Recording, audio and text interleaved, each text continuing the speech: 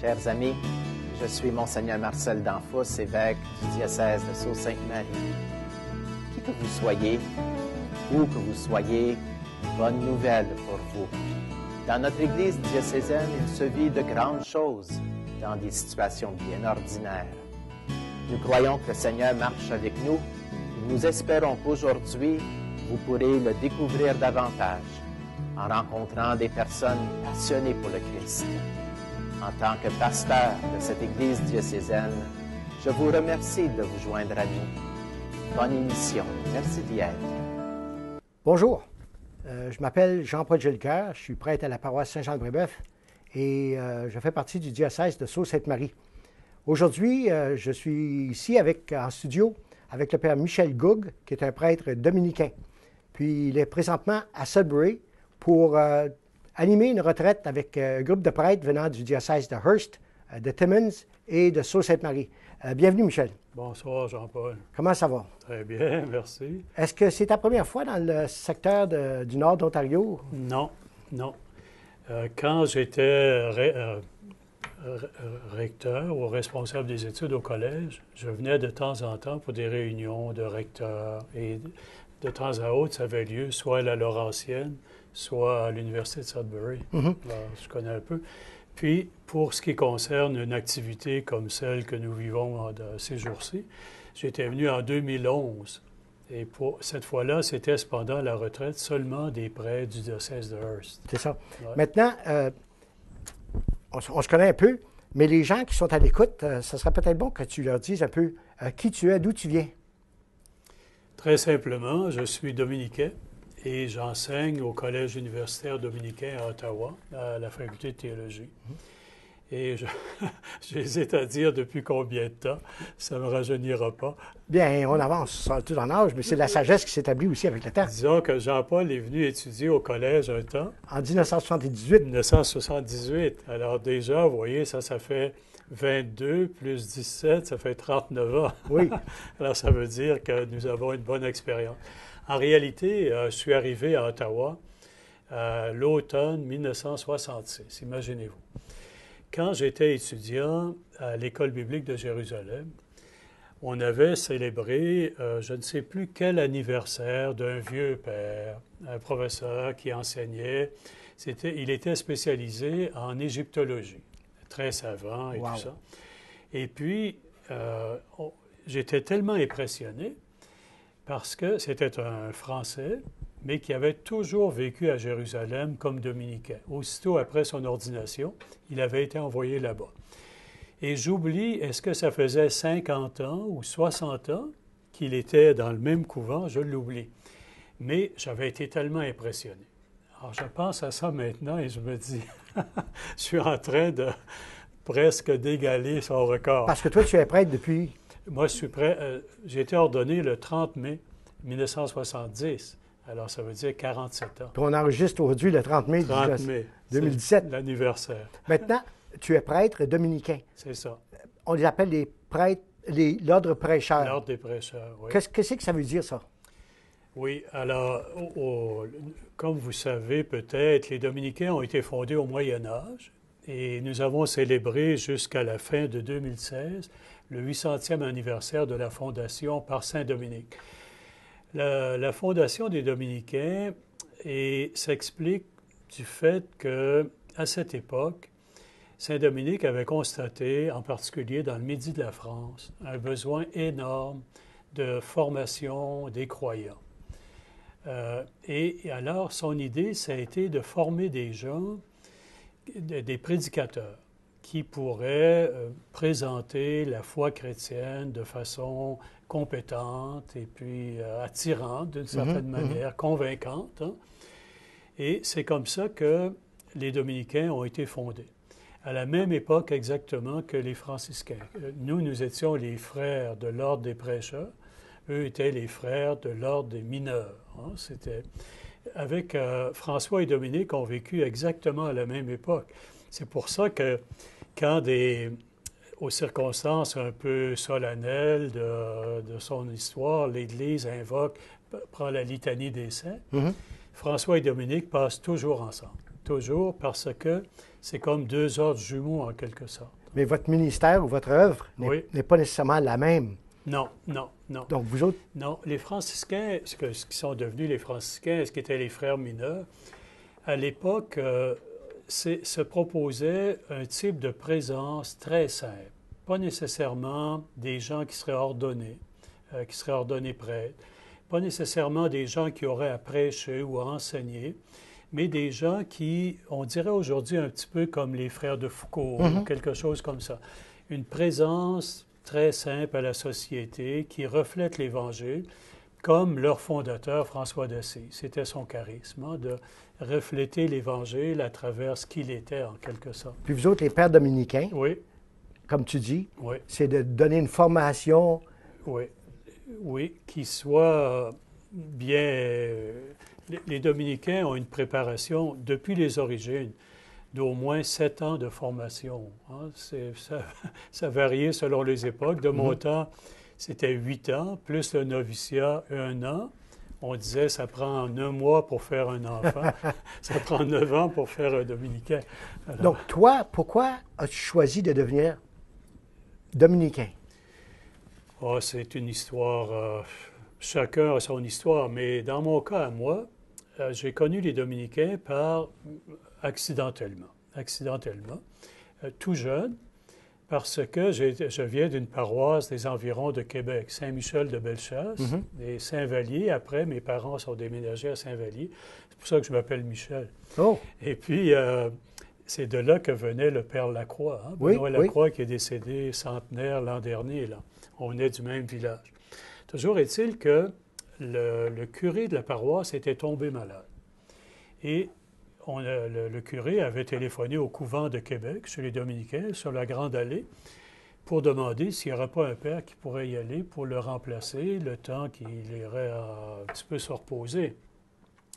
Or, ce qui est arrivé, c'est que le curé était plus malade qu'il ne le pensait, et ça a duré presque 2 ans. wow.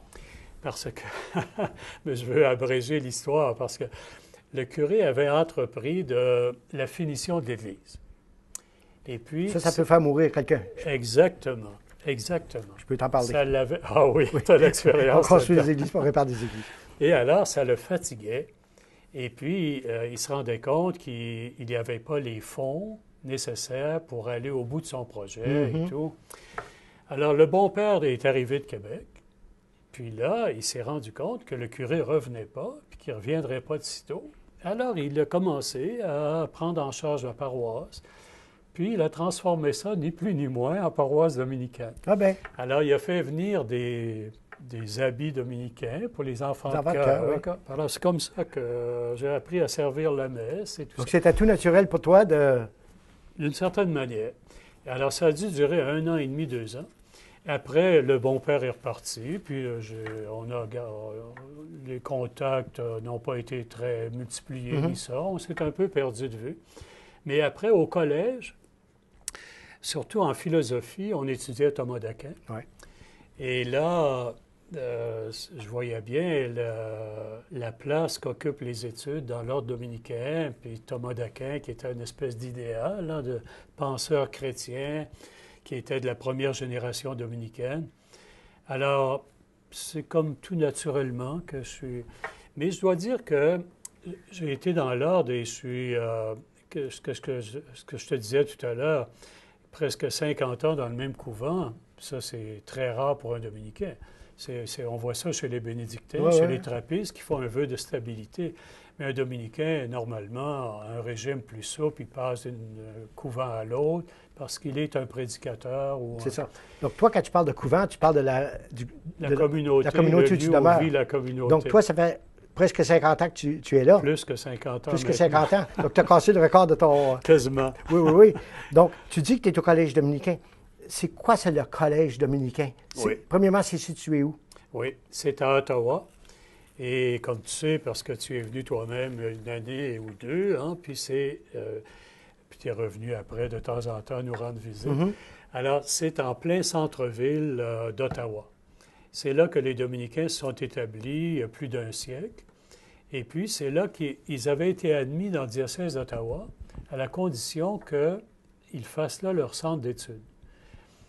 Et parce que l'évêque d'Ottawa, à l'époque, était allé faire sa visite à Glimina, comme ont fait récemment les évêques de l'Ontario. Il avait rencontré le pape, Léon XIII, c'est pas d'aujourd'hui, et la capitale du Canada, 1867, depuis 1867. Alors, le pape avait dit à l'évêque d'Ottawa, à l'époque, il avait dit, il faut que ça devienne la capitale intellectuelle du pays. Entourez-vous de... Alors, revenu à Ottawa, les Dominicains ont demandé l'hospitalité dans le diocèse, et il a dit oui, mais à la condition que vous ayez un centre d'études. Alors, ce centre d'études a fonctionné établi en 1900, a fonctionné jusqu'à 1967 en formant uniquement les Dominicains. Mais à l'époque, le recrutement était... ça veut dire qu'il y avait toujours 50, 60 étudiants en philosophie, 2 ou 3 ans de philosophie, puis 5 ans de théologie. La formation requise pour être dominicain. Puis, en 1967, là, le recrutement, on sentait déjà que ça commençait à décliner. Alors là, les Dominicains se sont dit, qu'est-ce qu'on fait? La plupart des grands séminaires prenaient l'option d'envoyer leurs étudiants à des facultés de théologie à l'université. Par exemple, à l'Université de Montréal ou à l'Université Laval. Puis les Dominicains ont eu à faire une option en se disant, qu'est-ce qu'on fait? Est-ce que nous autres, on ferme notre centre d'études? Ils avaient déjà une longue expérience de plus de 60 ans. Ou bien si, au nom de la mission qui est la nôtre depuis toujours, on garde le centre d'études et puis on l'ouvre à d'autres. Donc là, vous avez commencé à accepter des laïcs, voilà, puis des prêtres, des religieux d'autres communautés. Exactement. Donc les murs se sont ouverts. C'est ça. Et on a pu avoir une charte du gouvernement de l'Ontario. Ça a été la dernière que le gouvernement de l'Ontario a donnée. Donc vous êtes université. Oui, université, avec la possibilité de donner tous les grades depuis le certificat jusqu'au doctorat. Et ça fonctionne toujours jusqu'à ce jour. Qui sont les étudiants que vous attirez? Parce qu'il n'y a pas 500, 600 étudiants au Collège dominicain. Non. Je dois dire que nous avons 2 campus, un à Ottawa et l'autre à Montréal. Quand les Dominicains ont décidé de prolonger l'existence du collège, prolonger l'œuvre qu'ils avaient là, ils ont dit, ça nous prend une reconnaissance civile, ça prend une charte pour pouvoir donner des degrés, sinon les gens ne viendront pas chez nous. S'ils veulent avoir un baccalauréat, une maîtrise, un doctorat, il faut qu'on soit en mesure de leur donner. Alors, qu'est-ce qu'ils ont fait? Les Dominicains venaient de construire un nouveau couvent à 2 pas de l'Université de Montréal, le couvent Saint-Albert-le-Grand à Montréal, chemin Côte-Sainte-Catherine. Alors, ils se sont dit, on va faire la même demande au Québec, au gouvernement du Québec, puis à l'Ontario. Et puis, on verra bien. Si l'Ontario dit oui, on s'établira à l'Ontario, à Ottawa, on restera à Ottawa. Sinon, on s'en ira à Montréal, qui était équipé pour un centre d'études aussi. Alors, celui qui avait fait les démarches, je me souviens très bien, il m'a raconté l'histoire tellement souvent. Il a dit, c'est là qu'on a vu la différence de mentalité entre l'esprit latin au Québec et puis l'esprit pragmatique anglo-saxon. En Ontario. En Ontario, ils ont vu la demande, c'était en anglais, l'autre était en français au Québec, puis ils ont examiné ça. Ils ont dit, ils sont là depuis 60 ans, c'est sérieux, ils existent, qu'ils existent. Sans plus d'histoire, ils ont jugé que le dossier était sérieux. Ils existent. Tandis qu'au Québec, ils existent. Comment se fait-il qu'ils existent? J'ai pas de possibilité d'obtenir quoi que ce soit d'eux. Sauf qu'ils ont accepté qu'au Québec, on ait une branche qui est l'Institut de pastoral. Ce qui fait que nous avons donc 3 sections, pour ainsi dire. Une faculté de théologie à Ottawa, une faculté de philosophie à Ottawa, puis le département ou l'Institut de pastoral à Montréal. Qui sont les étudiants ou les jeunes ou les adultes qui vont étudier là? Ça a varié beaucoup au cours des années. Pourtant, vous voyez, ça fait 50 ans de ça cette année. 1967, ça a été l'ouverture à d'autres. Alors, au début, pendant, je dirais, les 30 premières années, jusqu'à 1995 peut-être, là, il y avait une diversité. On disait toujours, il y a un tiers de dominicains, un tiers de laïcs, puis un tiers d'autres, soit des communautés religieuses, soit des prêtres séculiers. Les prêtres séculiers, moins, parce que, en général, les évêques veulent avoir un accompagnement, comme dans un grand séminaire et tout. Mais un certain nombre d'évêques nous ont envoyé des candidats pour qui la formule du grand séminaire aurait été moins adaptée. Tu sais, des gens plus âgés qui se seraient retrouvés avec des jeunes de 20 ans qui sortaient du cégep. On en a eu un ici, le père Russell Gardner. Ah oui, justement. Tu es encore là? Oui, justement, M. Perron. Oui, Perron. c'est ça. Et ces gens-là venaient, puis de ceux-là, il y en a 2 au moins qui sont devenus évêques. Hein? Ça veut dire qu'on n'a pas trop mal réussi. Hey. Dont l'archevêque de Moncton. Oui, hein? exactement. Valérie Viennot, qui est... Alors, à cette époque-là, c'était comme ça. Un tiers, un tiers, un tiers. Sont survenus des changements, comme on le sait, l'évolution de la société, en particulier au Québec. Et là, des laïcs qui venaient pour prendre une formation en philosophie, pas de problème, ils peuvent continuer. Mais en théologie, là, ça devenait plus difficile parce que le jour où l'enseignement religieux ne se donnait plus dans les écoles, où il y avait moins de postes en pastoral, que ce soit en pastoral scolaire ou en pastoral hospitalière, il y avait moins de débouchés pour des laïcs qui veulent gagner leur vie. Hein? Si bien que ça a un peu épuisé le bassin des possibilités. Et encore aujourd'hui, des laïcs nous viennent parce qu'ils sentent le besoin pour eux d'approfondir leur foi. Ce sont des gens qui se questionnent, et puis ils voudraient approfondir vraiment. Alors, qu'est-ce qu'ils font? Ils viennent, puis ils prennent une majeure en philosophie et une mineure en théologie. OK. Alors, comme ça, avec la formation en philo, ils peuvent gagner leur vie en enseignant en philo. Puis, en même temps, ça satisfait le désir qu'ils ont d'approfondir en théologie. Hein? Parce qu'ils font une recherche personnelle pour grandir dans leur foi, tout ça. C'est ça. Donc, toi, tu enseignes le Nouveau Testament. Le Nouveau Testament, l'Écriture sainte. Oui, puis tu as eu les postes de... Hélas. Tu as fait tous les postes du collège, oui.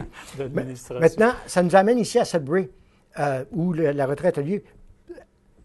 Les gens qui sont dans les paroisses là, ne réalisent pas toujours que le prêtre de la paroisse doit à certains moments partir, passer du temps de réflexion, de prière, une retraite, comme on faisait dans l'ancien temps, dans les paroisses. Donc, pourquoi, toi, tu viens animer ces retraites-là, puis ce n'est pas la première fois, quand tu te présentes ou quand tu arrives dans un diocèse avec un groupe de prêtres, quel besoin sens-tu de la part des prêtres? Parce que le thème là, que tu as développé ou que tu développes présentement, c'est « Pour moi, vivre, c'est le Christ ». C'est ça, donc, à partir de Saint Paul. Donc, tu as pris un thème en particulier, puis tu essaies d'éveiller les... Ce qui me frappe toujours, c'est surtout dans les diocèses comme ici, là, hein, où les prêtres se connaissent, c'est le climat. C'est comme, j'ai l'impression que ces gens ont souvent 2, 3, 4 paroisses. C'est ça. Et dans ces conditions-là, ces gens sont sollicités, ils ont du travail et tout. Or, de se trouver pendant 4-5 jours, faire une rupture complète par rapport puis se retrouver avec d'autres, hein, avec lesquels ils sont familiers. Ça me frappe toujours le climat qu'on trouve dans ces diocèses de dimension plus restreinte. On ne trouve pas ça dans des grands diocèses comme Montréal ou Québec, où j'ai eu l'occasion des fois de... Mais quand je vais à Rimouski, ici, ça me frappe toujours. Il y a une espèce de rupture par rapport à ce qui est leur mission habituelle et, en même temps, pouvoir approfondir ensemble un thème particulier qui peut être inspirant. Hein? Parce que les retraites, tu aurais l'impression que les gars sont toujours en prière, mais ici, dans nos diocèses, il y a des grandes distances qui nous séparent. Absolument. Donc, quand on se retrouve, On refait des liens, puis tout ça. Ah oui, je peux comprendre. Je peux comprendre. Des grands diocèses où les gens sont... ou des communautés religieuses féminines, par exemple, où il m'arrive aussi d'animer des retraites. Moi, je prends les retraites uniquement durant l'été, parce que durant l'année, comme j'enseigne, là, je ne peux pas. Mais les communautés font ça en silence. Mais on comprend, parce qu'elles sont toujours ensemble. Et puis, pour rompre avec leur régime habituel, elles sentent le besoin de garder le silence, de pouvoir donner un climat d'intériorité. Mais vous autres, c'est différent, parce que vous autres, vous n'avez pas l'occasion de vous rencontrer. Vous l'avez, mais peut-être 3-4 fois par année. Exactement, oui. Tandis que vous êtes seul, vous menez votre ministère, alors c'est comme si pour vous, c'était la retraite, c'était un temps de retrouvailles, en même temps entre vous, puis d'approfondissement d'un aspect ou l'autre de la foi dont vous avez la mission de témoigner. Donc toi, tu viens, tu nous parles, on est en train de réfléchir sur Saint Paul. Oui. Puis, pour moi, vivre, c'est le Christ. Oui. Donc, pour les prêtres qui suivent cette démarche-là, cette semaine-là, comment est-ce que tu fais pour les amener, disons, à s'intégrer dans la pensée de Saint Paul ou dans la pensée de l'Église, la pensée du Christ, le message qui... Qu'est-ce que c'est que Saint Paul nous dit, nous autres, comme prêtres diocésains? Oui. À quoi est-ce qu'il nous invite? Vous comprenez, on a 8 entretiens, en tout et pour tout, pas long, du lundi au vendredi. Alors, j'ai dû choisir des aspects de la mission, de la personnalité, de l'expérience de Saint Paul qui sont plus parlants peut-être pour des prêtres qui sont engagés à temps plein au service de communauté chrétienne. Hein. Alors, j'ai laissé de côté des aspects comme on pourrait prendre, je ne sais pas, moi, l'Épître aux Romains, ou ça serait trop ciblé, ça, pour prendre plutôt des questions comme hier, on voyait, on a commencé en disant « Paul, qui es-tu? Oui. » C'était essayer de retracer ce qu'était Paul avant de faire la rencontre du Christ. Puis, aujourd'hui, on a commencé à voir ce qu'il est devenu, comment la rencontre du Christ a transformé sa vie. Puis, comment Paul a été... Aujourd'hui, nous parlons... J'ai pensé que ça pourrait intéresser aujourd'hui des prêtres en particulier. Hein, depuis, ça doit bien faire une quinzaine d'années, déjà sous Jean-Paul II, on parlait de la nouvelle évangélisation. Et ce qu'on veut dire par là, c'est au fond de réévangéliser des espaces culturels ou géographiques où les gens ont déjà entendu l'Évangile, mais l'Évangile n'est pas resté pour tous un point de référence comme ça pouvait l'être dans un autre contexte. Tandis que, et alors, ce que j'essaie de montrer en rapport avec Saint Paul, c'est qu'au fond, l'Église a toujours connu ces expériences périodiquement de réévangélisation sous une forme ou l'autre. Nous employons la formule « nouvelle évangélisation ». La formule est nouvelle, mais pas la réalité. Parce que la société se transforme toujours d'une manière ou l'autre. Hein. Les cultures évoluent, les mentalités changent, les façons de voir, les façons de vivre. Et l'Évangile a constamment à s'adapter à ça. Des fois, ça lui prend du temps. Non? Pensons, c'était pas rien que l'Évangile, les 4 premiers siècles, l'Évangile réussisse à s'implanter dans l'Empire romain et puis à devenir la religion officielle de l'Empire romain. Au bout, quand même, ça a pris du temps. Alors nous sommes payés pour savoir que nous sommes dans une époque comme celle-là. Non? L'Évangile a à s'adapter aujourd'hui dans une culture qui s'uniformise partout sur la planète. C'est maintenant tout le monde a accès au même Internet, aux mêmes médias. Ça devient la même chose partout un petit peu. Si bien que c'est un gros défi de trouver les façons de présenter l'Évangile comme une bonne nouvelle pour aujourd'hui, comme ça l'a toujours été. Parce qu'il n'y a aucune raison de penser que l'Évangile, qui a inspiré, qui a fait vivre des millions d'hommes et de femmes pendant 20 siècles, on ne peut pas imaginer que subitement, Au début du 21e siècle, ça C'est tomberait dans l'insignifiance. Non. Exactement. Non, c'est Donc, quand on impossible. parle du message de la bonne nouvelle, Oui. si on veut capsuler ça, là, pour Saint Paul, c'est à quoi la bonne nouvelle? Pour lui, c'était très simple. C'est-à-dire, la réalité n'est pas simple, mais il l'exprimait de façon, c'était clair. Pour moi, vivre, c'est le Christ. C'est que, pour lui, tout se ramenait, le cœur du cœur de la foi, c'était le Christ qu'il avait rencontré sur le chemin de Damas. Et toute sa théologie, toute son activité pastorale a été centrée sur ce mystère-là, celui que nous appelons le mystère pascal, la mort et la résurrection du Christ. Parce que dans Saint Paul, on n'a rien de ce que racontent les évangiles à propos de Jésus, ses guérisons, ses miracles, ses paraboles, les béatitudes, l'enseignement de Jésus. Non, Saint Paul, ce n'était pas son rôle. Moi, j'ai rencontré le Christ, puis je veux le faire rencontrer à d'autres, et ça me fait vivre, moi, puis je suis sûr que ça va en faire vivre d'autres. Pour moi, vivre, c'est le Christ. Et ça a été sa mission à lui, et il l'a fait.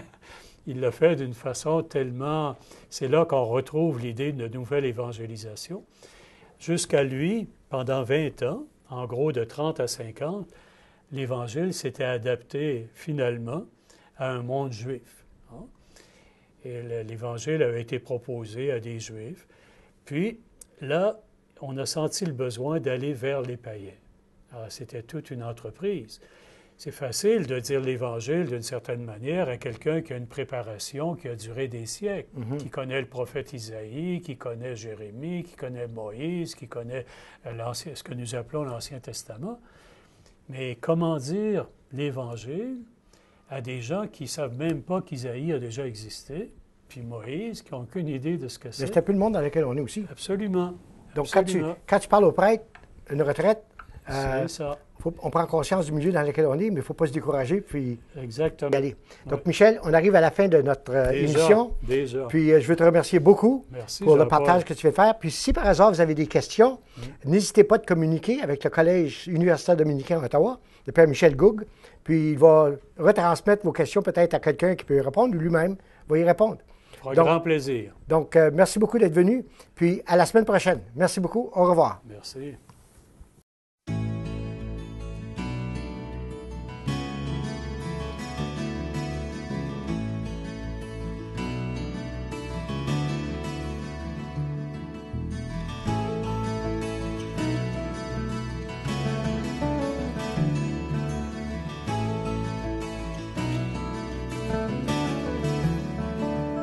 Tous ensemble, il me semble, on pourrait changer le monde de jour en jour, de cœur en cœur, par des gestes d'amour. Tous ensemble, il me semble, on pourrait changer le monde en changeant